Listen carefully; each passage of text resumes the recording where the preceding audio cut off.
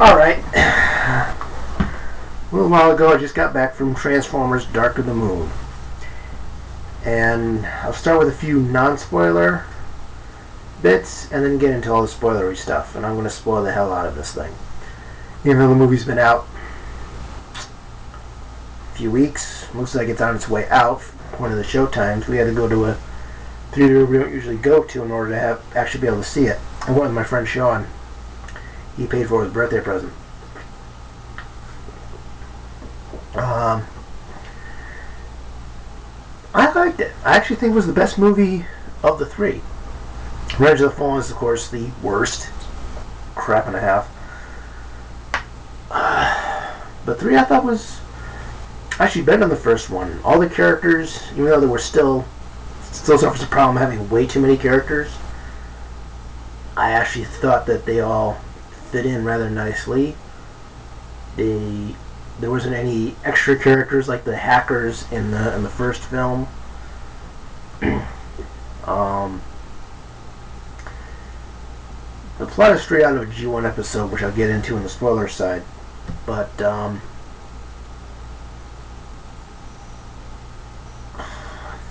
this is why I've been using script in videos.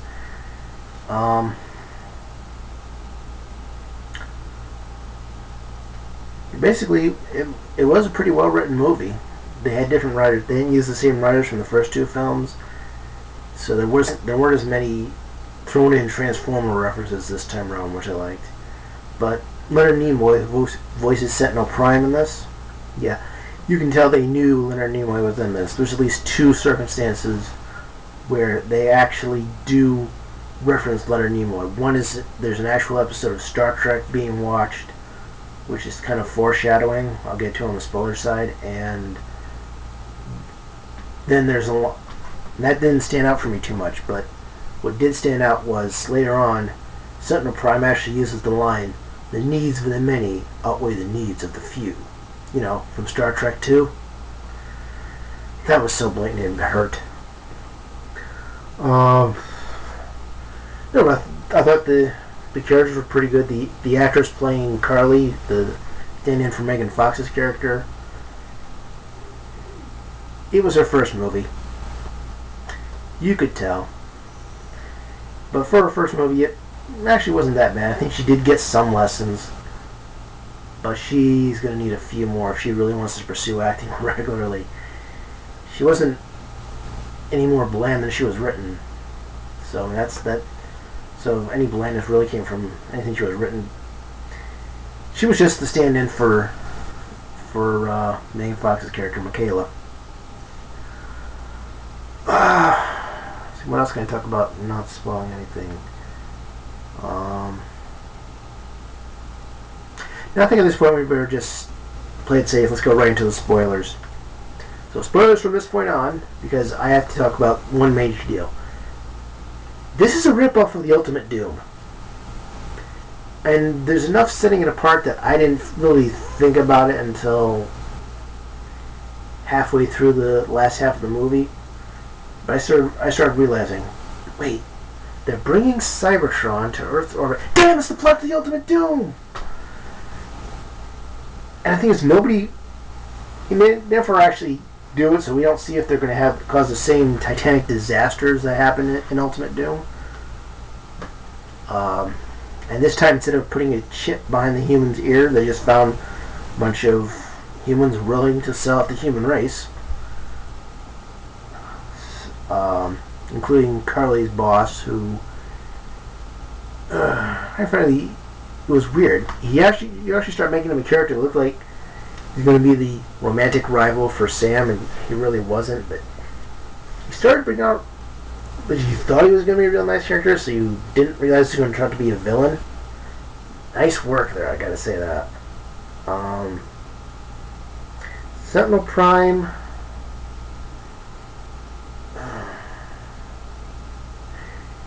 If I hadn't already accidentally seen that spoiler, that he was going to turn out to be working with Megatron, I said there'd be spoilers.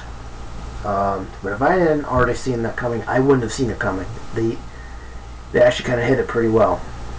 unless something happened during the point where I had to run to the bathroom. But I only had to go once. I went like 3 or 4 times when I went to see Revenge of the Fallen. I don't know if that was my bladder or the length of the movie. Stupid Crohn's. But no, it was a nice surprise, and his motivations actually made kind of sense, and like it wasn't just evil to be evil. It wasn't there's actually some motivation behind it, some thought behind it, but you still mostly you're rooting against him because it's your planet, you're the humans. Obviously, you're gonna root against them. Let's see.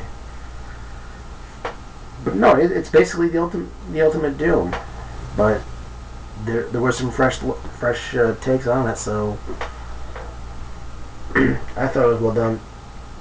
Well.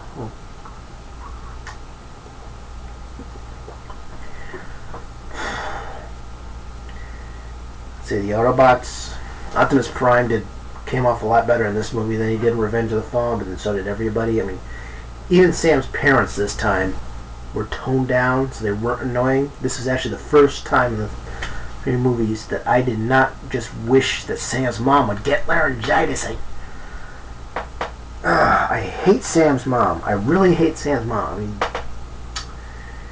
I would say I rank her somewhere below Fred and Billy from Transformers Armada. That's how much I hate her. But they weren't too much of a pain this time around. Not much of a distraction. So that was tolerable. Let's see. Let's into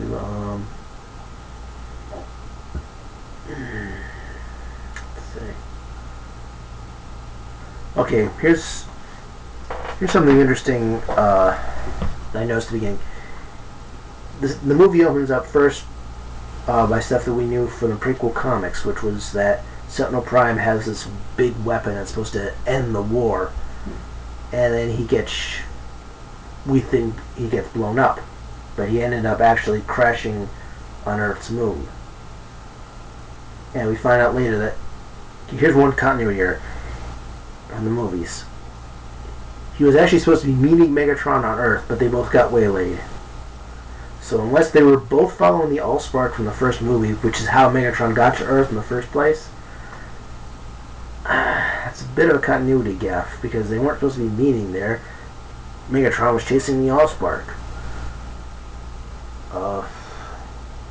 And also, when they showed up, there weren't any humans on the planet, so at what point were the humans supposed to be considered good slave labor? We're the resource, human slave labor. Even though we, frankly, are weaker than the robots, so I don't know how we make decent slaves to robots that are stronger, more powerful, more durable than we are. That didn't make sense. But that's a continuity here. One interesting thing also is when the ship crashed, it was in the 1960s. That's long after Megatron crash landed on Earth.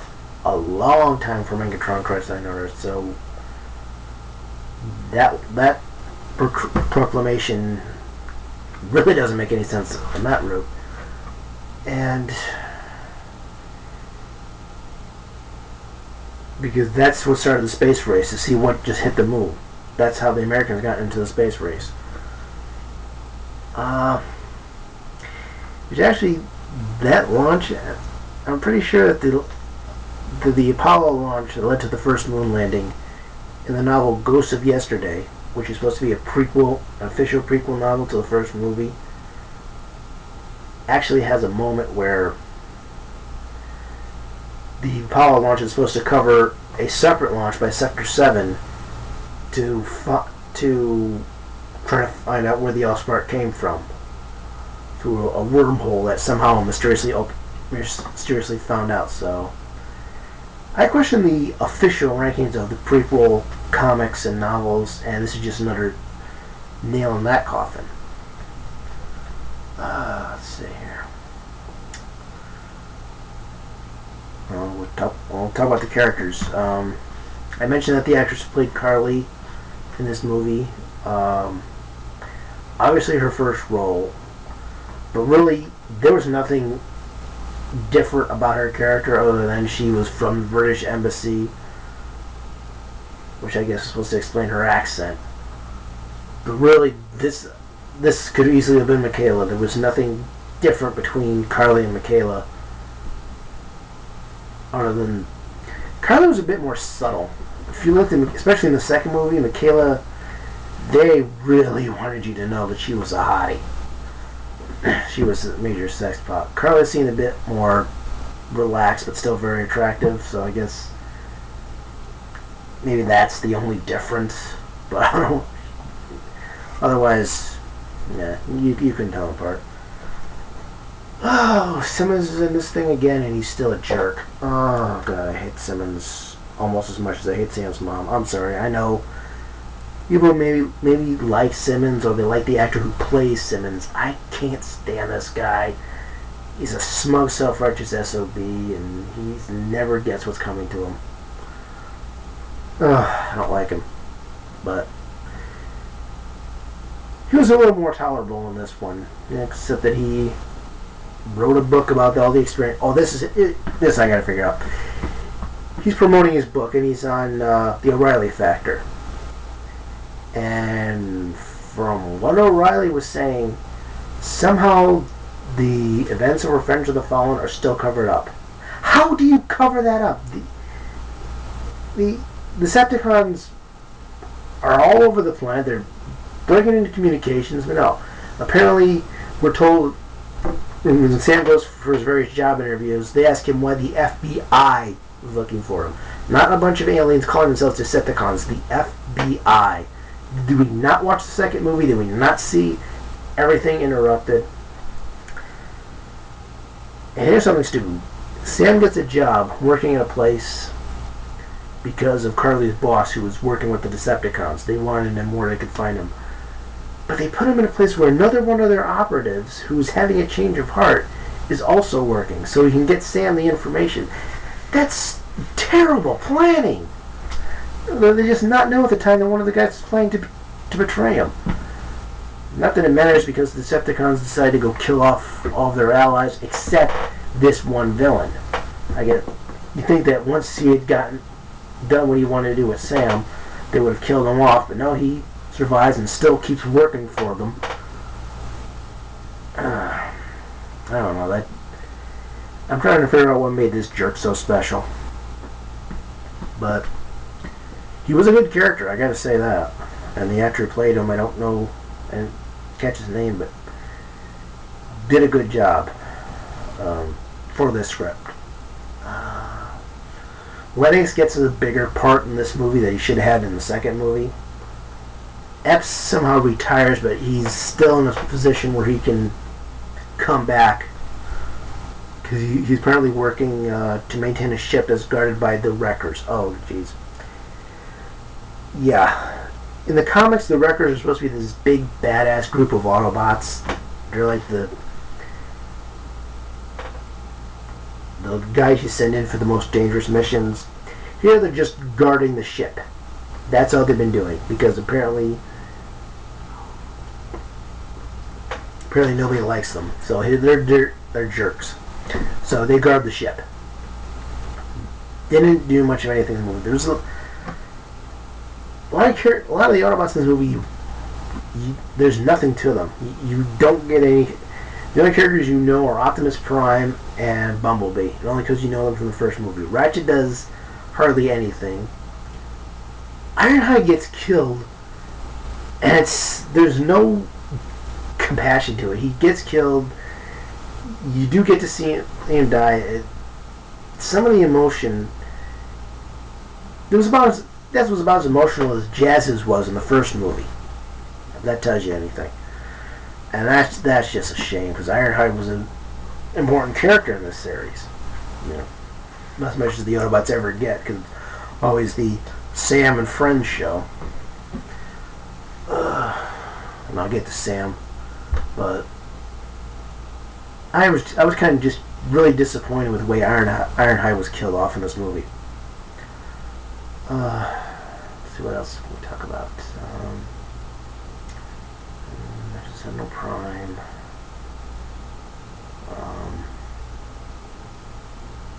Mission Simmons. Mission the Wreckers. Okay.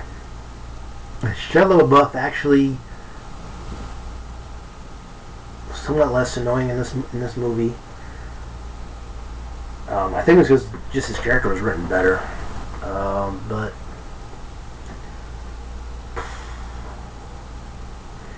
yeah, for some reason he can't find a job because the FBI was looking for him, so that makes it tough. And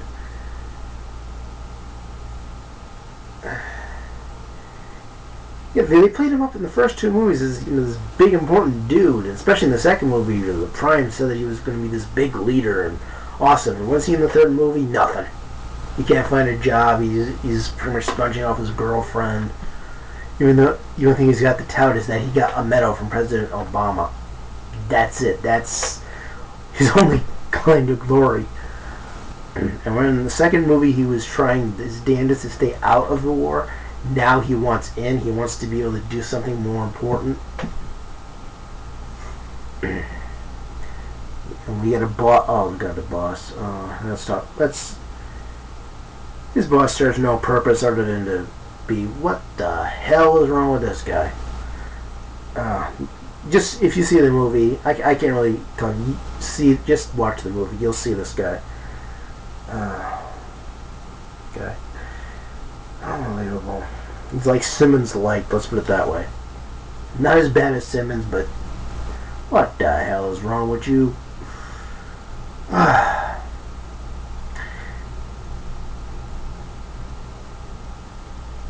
Oh, Soundwave this time has Laserbeak with him. We had Ravage in the second movie, and in this one he has Laserbeak, who actually goes up. He's actually the one responsible for assassinating all of the Megatron's human allies. Oh, that's right. There's a scene where Sentinel Prime seems to be the one in charge, and Megatron. Oh no, I don't. It's just that I don't want to spoil everything. But it was a good moment for Carla. Let's just put it that way. She has a scene with Megatron that really shows that her character can actually do something other than being, the source of Sam getting jealous because of her boss. But that plot's actually somehow worked pretty well into the story, I gotta say that. Yeah, so apparently now we have this series of pillars that are supposed to create a space bridge, and that's going to draw Cybertron into Earth's atmosphere so that we can move the humans over there and rebuild the planet. Plot straight out of Ultimate Doom. But the thing is, I say that, but it actually was kind of a fresh, unique approach to that plot, that evil plot. So the plot by the villains, not the story plot. So I can't really fault it too much, but it's still kind of blatant if you're a fan. So I wonder if it was a coincidence or if it was an homage, because like I said, there weren't a whole lot of Transformers homages thrown out there. The Megatron Prime fight this time does not have any of the lines from Transformers the movie. Like pretty much every Prime Megatron fight I have seen since the first movie came out, it got homaged. I think it got homaged to the animated. I know it was homaged to death. Well, not to death, but way too often in Transformers Prime, the new Hub series on the Hub. But this time, Prime and Megatron had their fight, and it didn't have anything from the old animated movie. None of the lines. It was just straight up, let's let these characters be themselves. It wasn't as much of the fan wanking as there has been in this movie series prior, or in the Transformers Exodus novel. Another one supposedly based on a video game, but isn't. If you've been reading my reviews.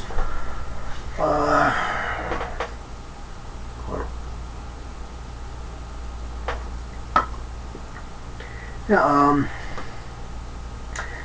the CGI worked better in this movie than it did in the second one. I think it works better in the city than it does in the desert scenes.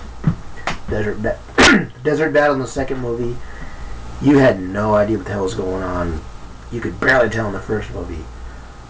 This time, in this one, you could, because you just knew the Decepticons had mostly generic bodies, except for, oh god, yeah, we gotta talk about Shockwave.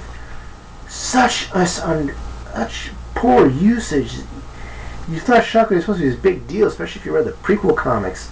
He's supposed to be this big badass psycho, and here the only defining trait of Shockwave was that he had this big worm thing that he could attack people with and attack buildings with. How do you screw up? This could have been a great character. It was a great model. The toy looks great.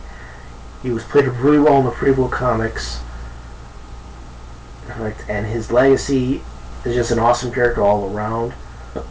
Whether you look at the cartoons or the comics, and here he was just so poorly used. It's like, Shockwave is supposed to be awesome. Why are you not doing a damn thing with him? But every other Decepticon was generic, but so you can kind of tell what's going on. No idea who the Wreckers are. I didn't know who pretty much anybody was except for the Autobots we already knew. You know, one guy gets shot behind the head by Soundwave. Who now has an automobile alternate mode instead of his satellite mode from the second movie. And he just didn't care. Like, I don't know who this guy is. I don't know why I'm supposed to care about him. And like I said, the Wreckers they didn't do anything with them. The new Stealth Force thing that was big in games, and they actually had toys. They had this little pull tab, and these things would pop up like they were out of Mask in the 80s toy line and cartoon. And they weren't poorly utilized. If you're going to introduce these characters in the movie, do something with them. But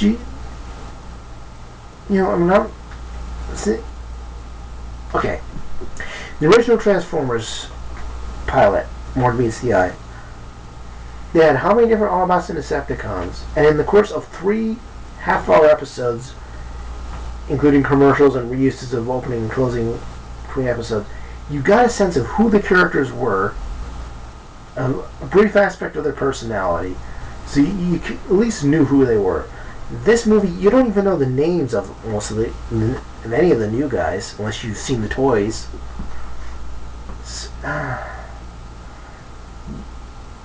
The twins are gone. You'll be happy to hear that. The motorcycles are gone. That was too bad. One of them got killed in the comics, but the other 2 were still around at the end of the comic, and they didn't show up at all. Jolt doesn't show up at all.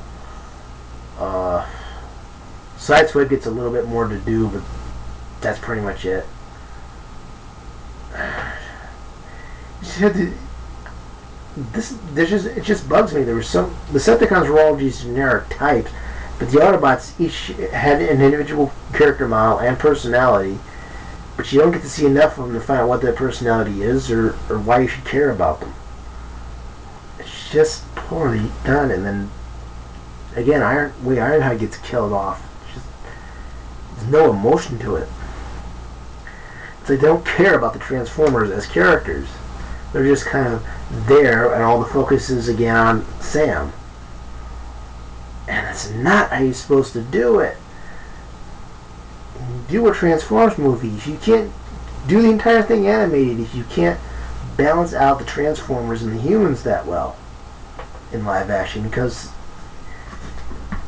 if the computer animating processes cost too much to do mixing with live action. Well, do the whole thing animated. Why did Transformers ever have to be live action? I think, like Sean said, you kind of went into it with low expectations, so maybe you were able to enjoy it more. Because I went into the first movie with low expectations, and I kind of liked it. I went to the second movie with somewhat higher predictions, and I was sorely disappointed. It sucked. Some point I'll get into why it sucked, but trust me, it sucked. This movie, again, I went into it with low expectations, and I enjoyed it. Which in itself is kind of sad. What else can I talk about here? Because I'm going to do a full article review on this at some point. But,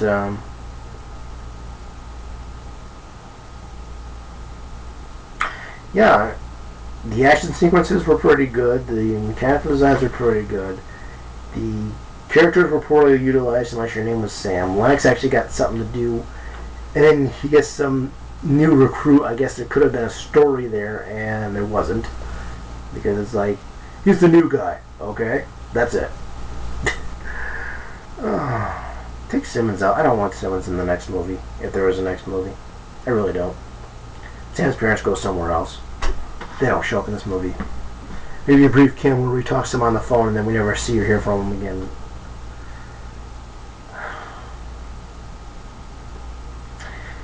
But at least there's no dirty jokes this time. You don't have the dogs dominating each other. You don't have robots humping human legs, or you didn't have to see Simmons in his underwear. That was a blessing. First movie, we didn't have to see Simmons in his underwear. Bumblebee still does not have his voice box back. Michael Bay! I don't care if you enjoyed Bumblebee not being able to talk in the first movie. This is the third movie. At the end of the first movie, he was supposed to have his voice box fixed. But the AllSpark. Let him talk. Get Mark Ryan in there to record some lines and have him talk.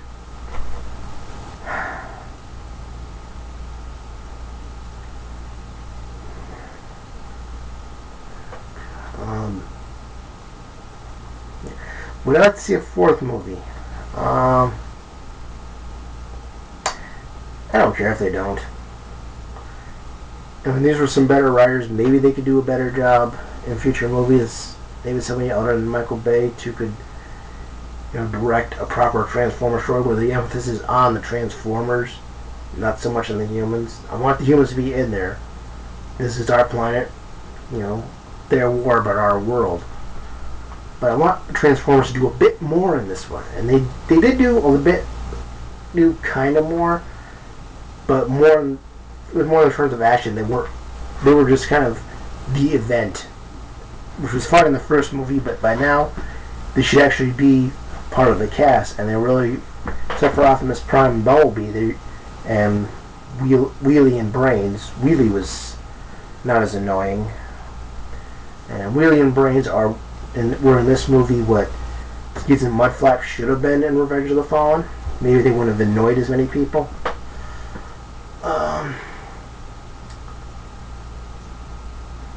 But no, that's the part I keep coming back to, is there weren't a whole lot done with this. I don't mind an event-driven story, but give me a reason to give a damn. And they didn't do that. Again, in the first episode, in the first three-part story, we learned everything we needed to about majority of the cast. We learned how Sideswipe was nuts, that Sunstreaker was in love with himself, that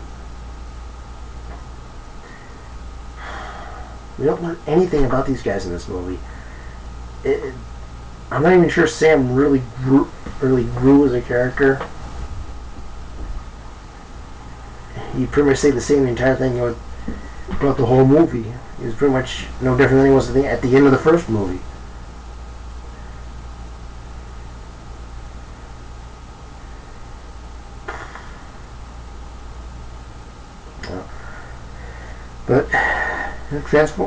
But yes, it was a pretty good movie. It was You know, if I went and gone to see it as a birthday present, I don't think I would have wasted money seeing this.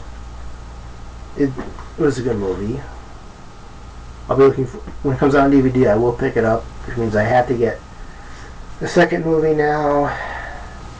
Partly because once the third movie comes out, I want to do a full-on review of all 3 movies in the franchise as video reviews, and going through what they did right and what they did wrong in each of the 3 movies. But they actually got a lot more right in this movie. So this is what 2 should have been, I think. Because 2 sucked. I'll get into why it sucked once 3 comes out on DVD. I'm going to just go through the whole trilogy. Safira thinks I'm going to want to blow my brains out at the end of that. But, yeah, so my recommendation is, I don't know how much longer it's going to be in the theaters. If you haven't seen it yet, yeah, check it out. If you have seen it, you already have your own judgment. But actually, that was a pretty good movie. I'll be getting the DVD.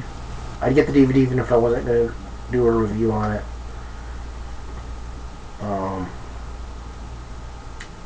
Yeah. I'm hoping to catch Green Lantern at the Last Chance Theater, because I'd really like to see that movie. But otherwise, the next one movie we're going to see is Captain America, which came out this weekend, so maybe next weekend or the weekend after or something, we'd like to go see Captain America, the first Avenger. I'd like to see Cowboys and Aliens when that comes out. That looks like it would be a pretty interesting movie.